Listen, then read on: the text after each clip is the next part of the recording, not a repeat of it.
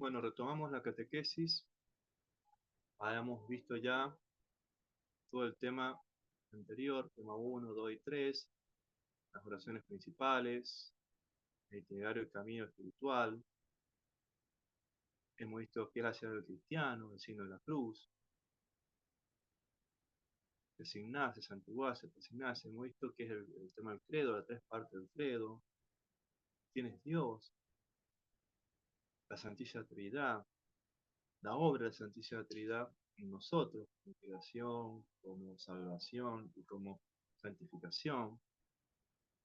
Hemos visto que Dios es unitrino, también que por la gracia Dios habita en nosotros, no somos templo del Espíritu Santo, de forma, que hay una presencia de Dios por presencia, por potencia y por esencia, pero lo más importante es que sabemos que por la presencia de la gracia Dios está en nosotros y lo que hemos llamado gracia, inhabitación trinitaria. Lo vamos a retomar desde la creación y el pecado original.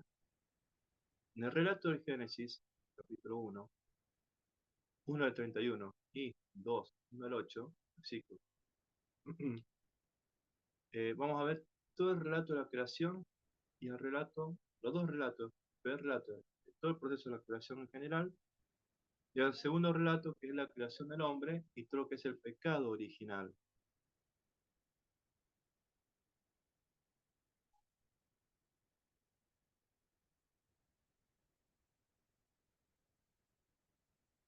Crear de la mirada de Dios es eh, hacer algo desde la nada. Y de la mirada nuestra, del hombre, no lo entendemos. No entendemos qué es hacer algo de la nada, porque para nosotros la nada no existe. En cambio, para Dios, Dios es eterno, sin un principio y sin un fin. En cambio, nosotros sí entendemos en nuestra mirada que es inventar, recrear, procrear. Es hacer algo usando cosas creadas. Vamos cosas creadas y las usamos. Dios creó todo de la nada. Creó el universo, el mundo físico en 6 días y el séptimo día descansó. Nos hacemos la pregunta, ¿cuántos días Dios creó el mundo, el universo o toda la creación material? Decimos que Dios creó todo, el universo y el mundo físico o todo lo material en 6 días y el séptimo día descansó. Pero no olvidemos que antes que el mundo material fuera creado, Dios creó los ángeles. Dios creó el mundo espiritual antes que el mundo material. Fueron creados antes que el mundo y el hombre. No tienen cuerpo, son espíritus puros. Hay ángeles buenos que están en el cielo y malos que están en la tierra. Todo esto antes de la creación de lo material. Cuando Dios creó a los ángeles al ser eh, por esencia espirituales y eternos, tienen un principio, pero ellos no tienen un fin, son eternos hacia adelante. El tiempo en ellos se llama el tiempo Evo. En el momento de ser creados, y como su inteligencia y su voluntad son únicas y absolutas, y su conocimiento es absoluto, o sea, infuso, una ciencia infusa tienen ellos, una sabiduría completa. En el momento que deciden, lo que deciden queda, lo deciden para siempre, no pueden cambiar, lo deciden para siempre. Entonces, cuando los ángeles fueron creados, al momento de ser creados y tomó una decisión, el que decidió ser fiel a Dios quedó en el cielo, el que decidió no ser fiel a Dios, Dios tuvo que ser un lugar para ellos, por su infinita misericordia y caridad, les hizo un lugar para no aniquilarlos, sino para seguir amándolos de alguna forma, en la existencia, porque si no, no sería Dios, y puso el infierno. Entonces, rápido, veamos esto de la creación del mundo material. Sabemos que en el primer día, el relato va a decir, Dios dijo se relata toda la creación, y al final, una vez que crea ese momento y crea lo que sucede en esa etapa, va a decir, y Dios vio que era bueno. Entonces, el primer día, Dios dijo, hagamos el día y la noche. O sea, Dios creó la noche y el día. Se va a relatar el Génesis, todo el relato de la creación del día y la noche, y cuando termina de crear, va a decir, y Dios vio que es bueno. Es bueno. En el segundo día, Dios va a crear el cielo y el mar. Dios dijo, hagamos el cielo y el mar, después de crearlo, y vio que era bueno. Bueno, el tercer día va a crear las plantas. El mar se va a poner una masa terrestre de tierra y ahí va a llenar de la pradera, todo lo verde, las flores, las plantas, los árboles, los bosques. Al cuarto día, Dios creó, o sea, Dios dijo, hagamos la luna para alumbrar en la noche, el sol, que es la estrella de la mañana, y las estrellas, que son los astros, ¿no?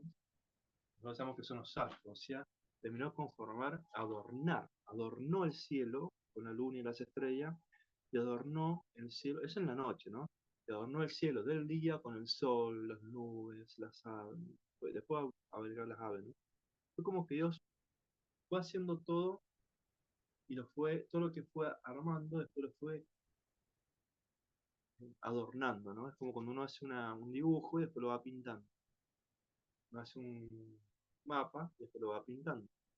Entonces Dios creó el mapa del universo y después lo fue adornando y pintando colores, formas, dándole movimiento, dándole métrica, química, física, todo esto, ¿no? A la perfección. En el quinto día, Dios dijo, hagamos las aves en el cielo y los peces en el mar. O sea, ¿no? Entonces, una vez divididas las aguas, va a poner aves en el cielo y los peces en el mar. En el sexto día, el último día de la creación material, Dios creó los animales, y una vez que creó los animales, va a hacer como una pequeña pausa, una reflexión hacia adentro, Dios, ¿no? Una reflexión introspectiva, donde Él ya no va a decir, Dios dijo, hagamos animales, y Dios vio que era bueno. Ya Dios va a decir, Dios dijo, hagamos. Dios dijo, sino se va a mirar a sí mismo y va a decir, hagamos ahora, ¿no? Al hombre, a nuestra imagen y semejanza. ¿No? Hago una corrección. En todas las otras creaciones, del día y la noche, el cielo, el mar, las plantas, la luna, el sol, las estrellas, los astros, el universo, las aves en el cielo, los peces en el mar y los animales, la palabra que Dios usa es, eh, Dios dijo, hágase. Palabra, hágase, y Dios dijo que era bueno. En cambio, cuando crea el hombre, el hágase lo cambia por hagamos. Entonces ya hay una revelación de que ya Dios intrínsecamente, Dios es uno solo por naturaleza, pero intrínsecamente hay un plural ahí. Hagamos, ¿no? En el Antiguo Testamento, ese hagamos no se lo entendía, pero después cuando viene Cristo en el Nuevo Testamento, Cristo nos revela que ese hagamos significa que hay un Padre, un Hijo y un Espíritu Santo. Entonces, hagamos nuestra imagen y semejanza, la vamos a ver más plenamente cuando Cristo, Dios Hijo, se encarna, toma carne y se hace hombre. Entonces, ese Jesucristo que es verdadero Dios, verdadero hombre, ¿no? Ahí donde se refleja mejor hagamos, esta imagen y semejanza de Dios. Y el séptimo día Dios descansó. Después vamos a ver, en Génesis 2, mientras Dios descansa, ¿qué sucede? Bueno, cuando Dios creó al hombre, lo creó a su imagen y semejanza. Esto de la semejanza es gradual, ¿no? Porque cada cosa es semejante a quien lo crea, o lo inventa, o lo pinta, o lo recrea, ¿no? Por ejemplo, podemos decir que un pintor pinta una obra y esa obra va a ser semejante a su idea, su planificación, su forma de pensar, su sentimiento, va a expresa lo que quiere decir, ¿no? Entonces va a ser más semejante a él en cuanto a lo que él quiere expresar, pero no va a ser su imagen. En cambio, el pintor, si tiene un hijo, uno que dice, oh, este hijo, o un hijo, y el padre dice, ese hijo es la imagen del padre.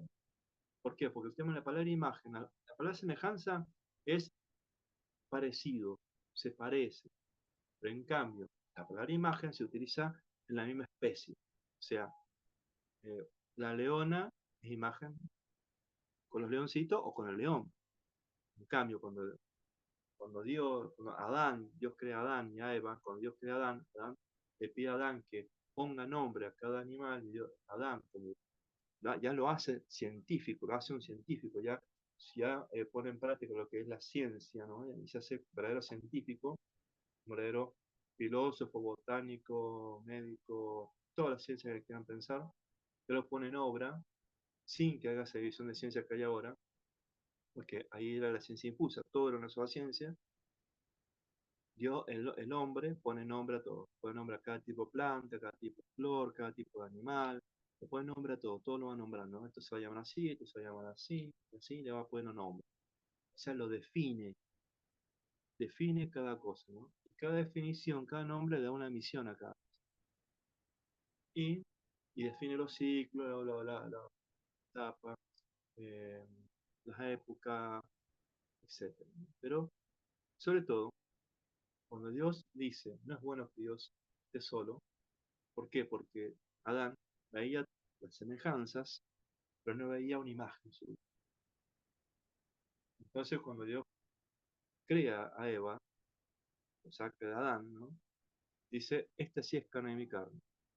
La llamaremos varona, ¿no? O Eva. Ahí sí ve una imagen, ¿no? Después cuando Dios le dice, bueno, pero créanse, ¿no? Multiplíquense, van a ver imágenes de los hijos de su padre, ¿no? De esa forma, Dios a nosotros, como sus criaturas, como sus hijos, nos ve como a su imagen y semejanza, como hijos en el Hijo, porque él ya estaba, su plan divino, celestial ya estaba, que el Hijo iba a ser encarnarse, ¿no? Entonces, ahí había la imagen y semejanza del hombre con Dios. Por eso es que la imagen, es más que nada, es un nivel más, una cualidad espiritual, más del ámbito espiritual, ¿no? Esa alma espiritual eterna que conoce y ama libremente y es semejante, más semejante a Dios.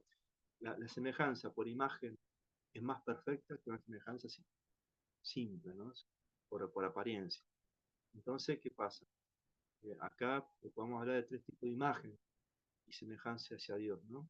Que es la imagen natural, que es el hombre con cuerpo y alma, espiritual con inteligencia y voluntad, y la inteligencia y voluntad semejante a imagen también de los ángeles, ¿no? Pero también hay una imagen que después de la redención se recupera, perdida por el pecado original, que después lo vamos a ver, que es la imagen por la gracia. La imagen por la gracia también hace que uno sea más. La perfección de la imagen por la gracia es superior, porque es sobrenatural a la natural, ¿no? Imagen y semejanza a Dios natural, hace que por la gracia la imagen y semejanza sea sobrenatural, o sea que un salto cualitativo, de cualidad superior, entonces nuestra imagen y semejanza con Dios por la gracia es mayor. Imaginémonos, ¿ah? Hoy día planteándolos de donde estamos, cuando vayamos, después de pasar esta etapa de vida, este peregrinar por esta vida, y vayamos al cielo, y si Dios no, si es merecido el cielo, y no es merecido en el Hijo, ¿no? Por la redención y la salvación, esa imagen por la gracia se va a cambiar a una imagen por la gloria. Esa gracia va a ser una imagen por la gloria, y entonces va a ser una imagen en el cielo aún más, un salto más cualitativo, más superior que por la gracia. ¿Sí? Por eso donde podemos ir viendo la importancia esto de estar en gracia, no estar en gracia, ¿no? De dar gloria a Dios. ¿Qué significa la diferencia? Vivir como meras personas naturales a vivir a gracia y dar gloria a Dios. Va por ahí, ¿no? Con semejanza suya, porque esa imagen de Dios es dignísima en cuanto le infunde la gracia, ¿ven? Lo hace agradable a Dios y lo hace hijo de Dios en el Hijo, y como heredero del cielo por la misma gracia. Puede pasar de la imagen al modo de la gracia de Dios, imagen al modo de la gloria de Dios. Bien, en Génesis 3 ya nos encontramos con otra narración de la creación más simple, donde se simplifica la creación de nuestros primeros padres, que es Adán y Eva, que en el sexto día, pero que Dios les pone un mandamiento, les pone una, una obediencia en el paraíso. Porque Dios ya sabía que antes de crear un material iba a estar el astuto, el maligno,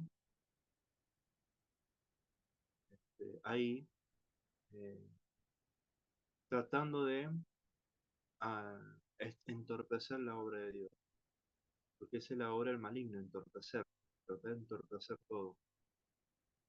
Por lo tanto, Dios dice, pueden comer, disfrutar, hacer todo lo que quieran, acá el paraíso es suyo, ustedes son los reyes de la creación, pero no se acerquen a ese lugar, a ese espacio, donde hay un peligro, la tentación, donde pueden caer, donde pueden pasar algo que va a significar un cambio desagradable para el hombre. Es lo que muchos llamamos, no está la fruta prohibida, ¿no? El árbol del fruto prohibido, ¿no? El árbol del conocimiento del bien y el mal. Habían dos árboles grandes importantes. Uno es el árbol de la vida, que es de la vida eterna, y otro es el árbol del conocimiento del bien y el mal. ¿Pero qué pasó? Bueno, desobedecieron. Cayeron en la tentación, el dragón maligno, como dragón, porque tenía pies y manos, los tentó, los hizo caer y bueno, cayeron en la desobediencia.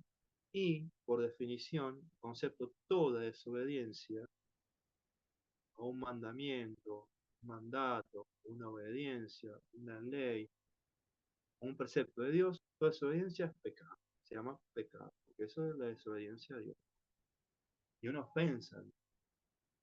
Y este pecado, es el primer pecado y el origen de todos los males, se llama pecado original, donde el alma humana ya deja de ser agradable a Dios. Por lo tanto, al ser desagradable a Dios y perder este grado cualitativo sobrenatural, ser imagen y semejanza de Dios, en lo sobrenatural por la gracia, no pueden estar en el paraíso. Entonces Dios les hace no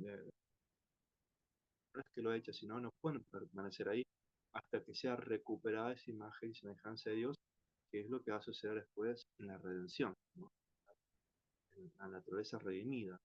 Entonces nos manda, nos estamos ahora en la tierra, ¿no? Este espacio, este lugar, hasta que seamos redimidos y devueltos a nuestro lugar original, ¿no? Que es el paraíso.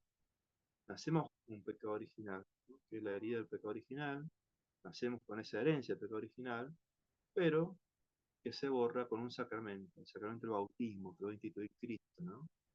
Lo va a instituir Cristo en el momento que no es el bautismo de Juan, que cuando Cristo se bautiza con Juan Bautista, sino es el bautismo que Cristo instituye desde la crucifixión, cuando de su costado brota agua y sangre, y cuando prepara, ante la ascensión, prepara a los apóstoles y después les dice, ante la ascensión les dice, vayan y bauticen, hagan discípulos míos en todas las naciones y bautícenlos en el nombre del Padre, del Hijo y del Espíritu Santo. Ahí instituye el bautismo.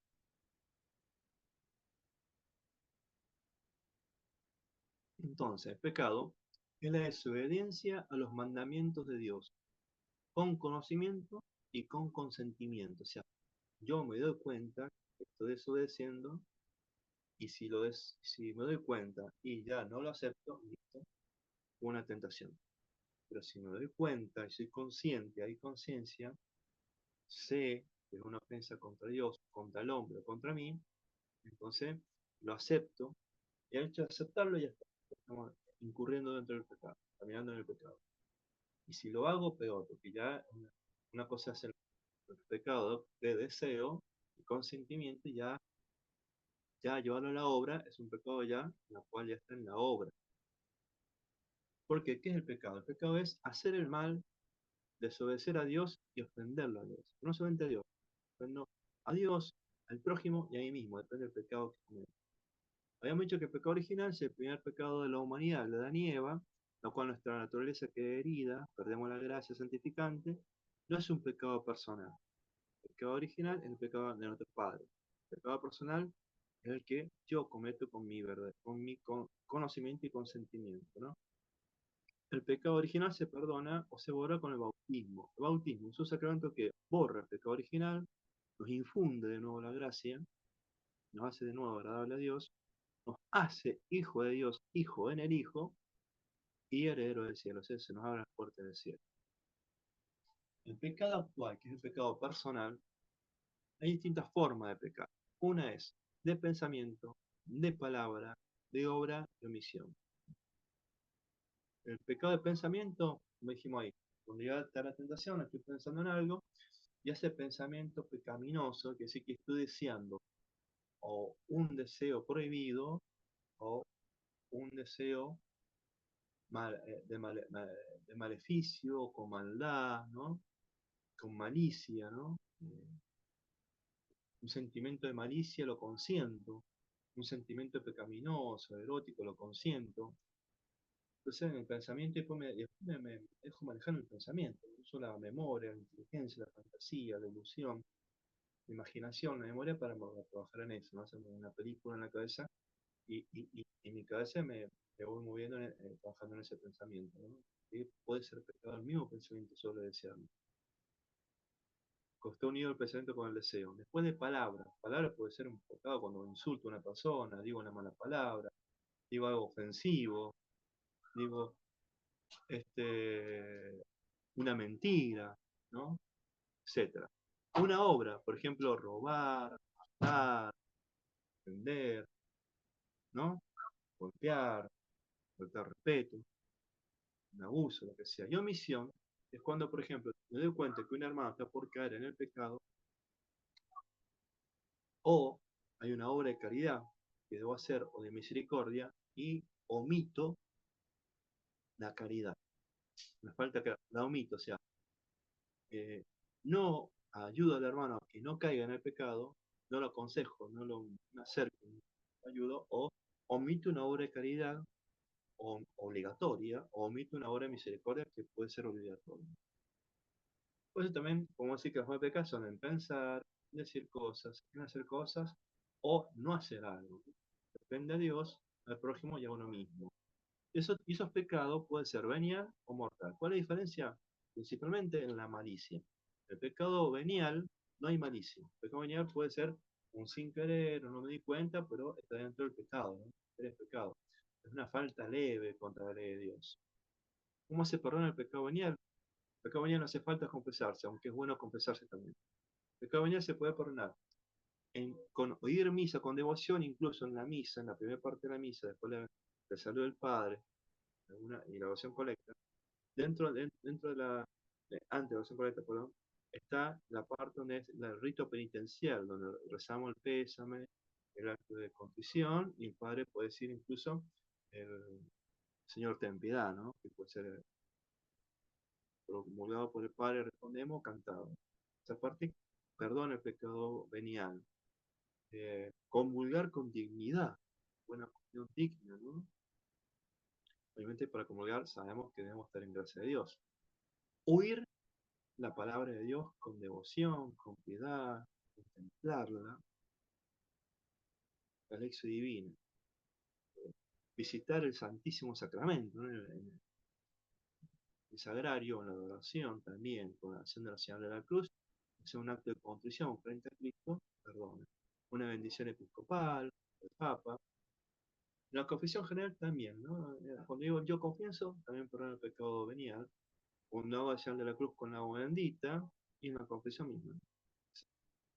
En cambio, el pecado mortal, la diferencia es la maldad, hay malicia, y cuando hay una falta grave, voluntaria y consentida contra la ley de Dios, contra los mandamientos de la iglesia, hay una falta grave, cuando hay malicia, hay maldad, cuando yo realmente no me importa nada, lo quiero hacer y lo hago, y no me importa el daño que hago, o igual, ¿viste? Me hago el desinteresado, me hago no me importa la consecuencia. Me doy cuenta que hay consecuencias de otras malas, entonces ahí eh, el pecado nace de un corazón malicioso, entonces ahí es un pecado mortal. Y ser consciente también que ofendo a Dios, que ofendo al prójimo, que ofendo a mí, en esos tres órdenes. ¿Cómo se perdona? Solamente la confesión. Cuando debo hacer una buena examen de conciencia de un pecado, para saber qué debo confesar y no olvidarme nada. Un acto de contrición, dolerme, que realmente me arrepienta, no, que realmente no. El arrepentimiento me lleva a no querer cometerlo de vuelta. Realmente me doy cuenta que ofende a Dios, pero para darme cuenta que ofendo a Dios, tengo que crecer en el amor a Dios y ser agradecido por cuánto Dios me ama. Si no está eso, no hay verdadera contrición. Si no soy agradecido por cuánto Dios me ama y no hay una verdadera amor a Dios, un verdadero amor a Dios, esa contrición puede ser superflua, no real, concreta. Y si hay una verdadera contrición y dolor de corazón, me va a llevar a mí a decir, propongo no pecar más, voy a evitar, voy a huir de la tentación, voy a huir de la ocasión, me voy a hacer violencia para no hacerlo de vuelta, aunque caiga, aunque sea débil en eso y caiga muchas veces, pero la violencia está, la intención está, la convicción está, ¿no? La decisión está, hasta que Dios, con su gracia, su amor y misericordia, me logre sacar de eso. Muchas veces Dios nos permite permanecer en ciertos pecados porque a lo mejor necesitamos humillarnos constantemente para crecer en la humildad. Y cuando Dios ve que realmente ya somos humildes, saca de eso. Pero después nos mete en otras purificaciones porque constantemente necesitamos ser purificados para ir creciendo en la perfección cristiana. En concreto, pecado mortal es una falta voluntaria, con materia grave, con malicia, se pierde la gracia y se recupera solo con la confesión. El pecado venial es una falta voluntaria, materia leve, no es malicia, sin malicia, no se pierde la gracia, pero debilita la gracia. Se puede perdonar con un acto de contrición, con sacramentales, ¿no? Acto sacramental, una liturgia, la oración, la agua bendita, etcétera, pero debilita, o sea, no pierdo la gracia, pero me debilita, o sea, me predispone a perder la gracia, pues me predispone a perder. Una suma de muchos pecados veniales no hacen un pecado mortal, pero como que al debilitarme la voluntad, es más fácil después sí caer en el pecado mortal. Y ojo, cuando yo cometo un pecado mortal y permanezco en el pecado mortal y no me confieso pronto, una verdadera confesión, hay que entender que hay una ley que se llama la ley del pecado, que es, eh, cuando cometo un pecado mortal, el pecado que sigue es peor al anterior. ¿Sí?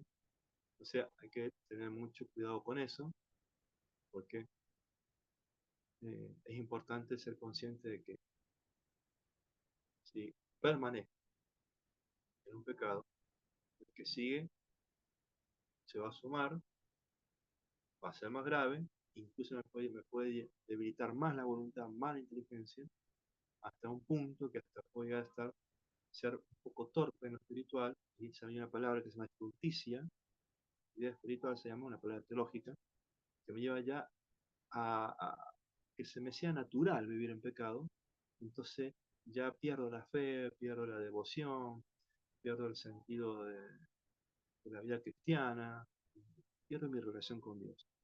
Y eso hace que me naturalice o se vea como normal o común vivir en pecado mortal y corre el peligro de perder mi salvación. Bueno, acá el tema, que es sobre el pecado, nos vemos en la próxima clase.